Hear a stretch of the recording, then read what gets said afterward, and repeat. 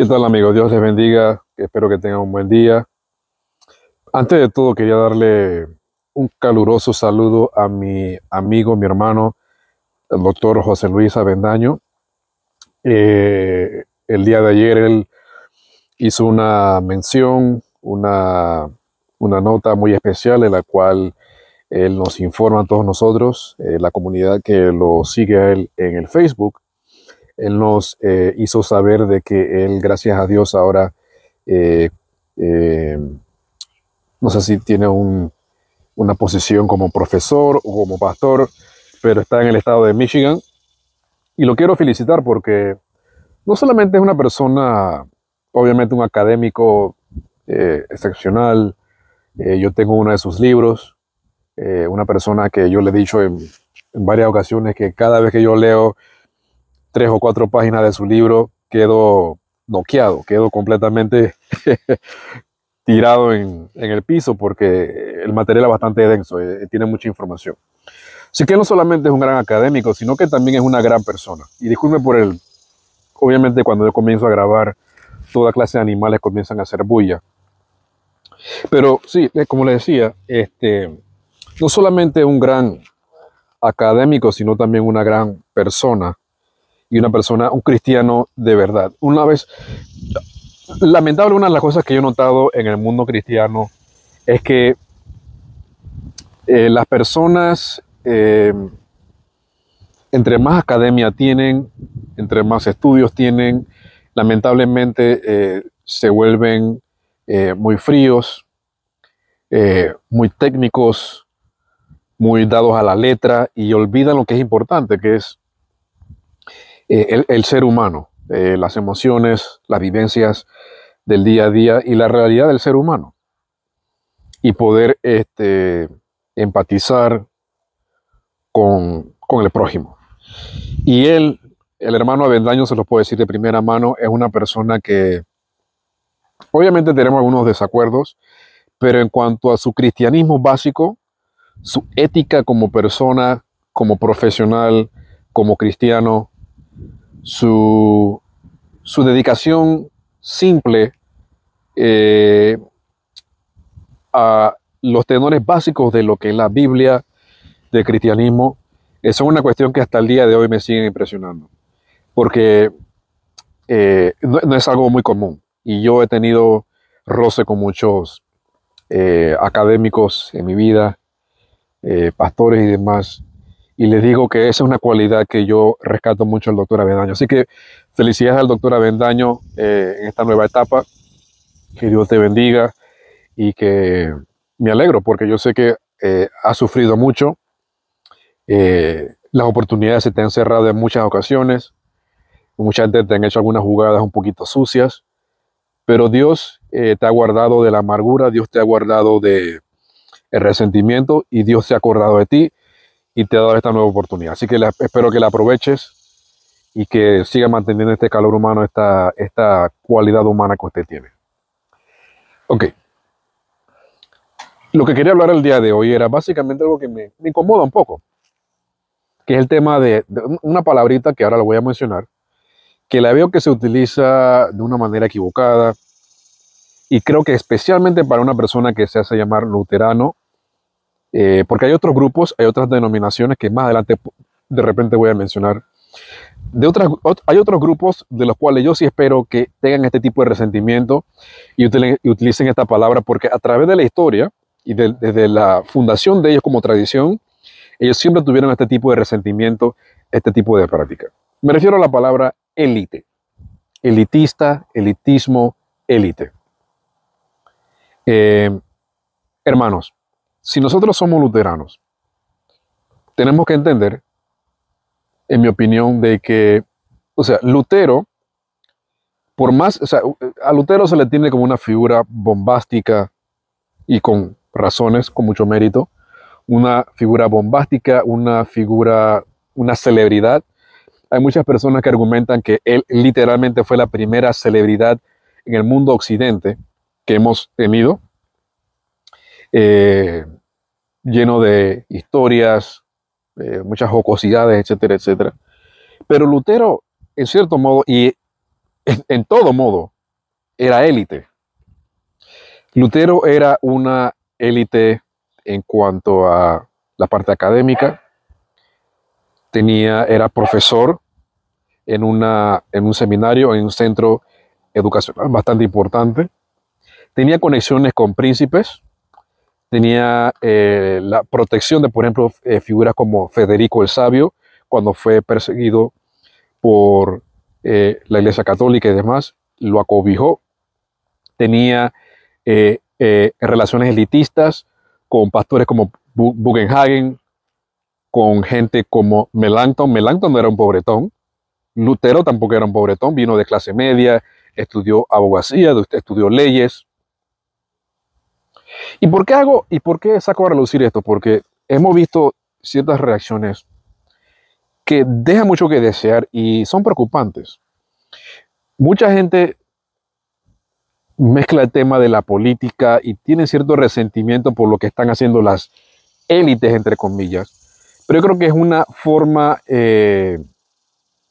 un poco ignorante de utilizar la palabra, porque todos, o sea, si nos mantenemos en el tema del cristianismo y la reforma y todo lo demás, sin el uso apropiado de las oportunidades y de las conexiones, de las redes de conexiones que uno tenga a nivel político, a nivel, como lo expresé hace poco en el tema de Lutero, a nivel religioso, a nivel cultural, ningún tipo de movimiento va a llegar a ningún lado. La reforma, ¿por qué creen ustedes que la reforma, por ejemplo, que inició Wycliffe o que inició, ¿cómo se llama? John Hus, ¿por qué creen ustedes que no llegó a mucho? Porque literalmente no tenían el apoyo, el cobijo de las élites. Si no hubiera sido por el hecho de que Lutero era Lutero y de que tenía conexiones en los ámbitos que ya mencioné, la reforma luterana no hubiera existido y hubiéramos quedado, si usted quiere rechazar, ¿ok? Si usted quiere rechazar todo lo que la élite, quiere rechazar la autoridad gubernamental, si usted quiere rechazar la autoridad eclesiástica, si usted quiere rechazar a las élites, si usted tiene algún tipo de celo y resentimiento, de amargura, de rencilla, de tirria en contra de lo que es la gente que tiene dinero, de la gente que tiene influencia política, cultural, etcétera, etcétera, hágase un anabautista, hágase un bautista. Eso técnicamente, culturalmente, históricamente, es el lugar apropiado para eso. Aunque yo diría que no lo recomendaría, porque es una movida que no te va a llevar a nada. Pero eso era básicamente lo que me quería enfocar, porque yo vi, por ejemplo, ustedes saben que yo tengo muchas amistades en la Argentina, tengo muchas amistades en Centroamérica, en mi país, etcétera, etcétera. Y yo veo este tipo de reacciones viscerales, como una especie de odio en contra de las élites. Pero el simple hecho de ser élite, el simple hecho de tener alguna influencia, el simple hecho de tener dinero, no significa que uno es una persona mala. Y yo no estoy aquí para defender a nadie. Yo no soy, bueno, en cierto sentido, si usted tiene alguna educación académica, si usted tiene alguna conexión con alguna persona que tenga peso en el mundo político, gubernamental, cultural, si usted tiene estudios, si usted tiene buena relación con su pastor, usted es parte, en cierto modo, de la élite, pero hay ciertos niveles de élite. Y claro, lo que yo percibo aquí es que hay una especie de envidia. Quisiéramos nosotros tener el nivel de influencia que tiene aquella persona, y por eso reacciono de mala manera cuando ellos actúan sin tomar en cuenta mi opinión o lo que yo pienso que se debe hacer en cierto momento, en cierta situación. Pero ese ya es problema suyo, ese ya es problema de pecado personal. Es una cuestión de que usted tiene que superar y arrepentirse. Pero sin las élites, ningún movimiento llega a ningún lado. Son necesarios. Necesitamos tener personas que nos puedan apoyar monetariamente, personas que nos ayuden financieramente, obviamente, culturalmente, que puedan ponernos en cierta plataforma para poder llevar a cabo la obra que Dios nos ha encomendado. Si no, pregúntenlo a San Pablo. una persona que tenía doble ciudadanía, tenía conexión con príncipes, conocía a gente con poder, nuestro Señor Jesucristo también, Lidia, la mujer que vendía púrpura, pero es una cuestión de ser estratégico y una cuestión de entender los movimientos, de ser sabio, de ser estratégico. No es una cuestión de llenarse de amargura y decir, las élites existen en todos los movimientos. Pero como diga, si usted quiere verdaderamente ser una persona que no quiere saber nada de autoridad, ni respetar dinero, ni nada de nada, hágase bautista, hágase anabautista, hágase independiente. Váyase por ahí con su movimiento chico que no va a llegar a ningún lado y siga predicando amargura y todo ese tipo de cosas en su hueco ahí, pensando pues de que usted es una persona más leal y tiene más celo por la cosa de Dios, cuando en la realidad es que no, eres una persona que no eres sabia, no tienes estrategia, estás lleno de odio, estás lleno de amargura y no sabes vender tu posición, y Dios no ha bendecido esa situación por esa condición espiritual que tú tienes. Esa es la realidad. Pero solamente quería hacer ese video porque creo que hay mucha ignorancia cuando se pretende de que, o cuando no se entiende que incluso el movimiento luterano, el movimiento protestante, llegó a ser lo que es, y es lo que es literalmente por la ayuda de gente en la élite política, gubernamental, académica, etcétera, etcétera. Y hasta el sol de hoy lo vemos acá en los Estados Unidos. Estoy saliendo un poco del tema, pero hay que mencionarlo. ¿Por qué creen ustedes que este país es tan bautista o evangélico? Utilizando el término luterano, cuando luterano habla de evangélico, nos referimos a pentecostales, bautistas, etcétera, etcétera. ¿Por qué cree usted que el país, por ejemplo, los Estados Unidos, es tan bautista, tan evangélico? Literalmente porque en este país se colocaron ciertas leyes, hubieron ciertas preferencias por ese movimiento bautista, evangélico, pentecostal, etcétera, etcétera, reformado, calvinista, que no se le dieron, por ejemplo, a los luteranos y católicos. De hecho, los católicos y luteranos en este país fueron perseguidos. Y para muestra un botón, solamente han habido 2 presidentes católicos en este país. Todo ha sido magisterialmente,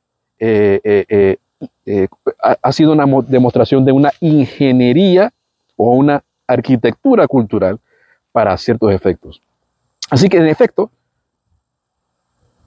las élites, la gente de influencia, son necesarias para avanzar la causa que uno pretende avanzar en el país o la situación en la que uno se encuentra. Y Martín Lutero es la prueba de eso. Martín Lutero, sin la ayuda de gente como Bugenhagen, Melanchthon, Federico el Sabio, no hubiera sido más que una persona en un castillo gritando, diciendo cosas, escribiendo cosas y más nada. Y cuidado, hubiera muerto joven. Pero Dios en su providencia y su misericordia, y Él utilizando medios como los que ya acabo de mencionar, llegó a ser lo que hoy es, y todavía tenemos la tradición que todavía tenemos. Así que recapacitemos. Hasta luego.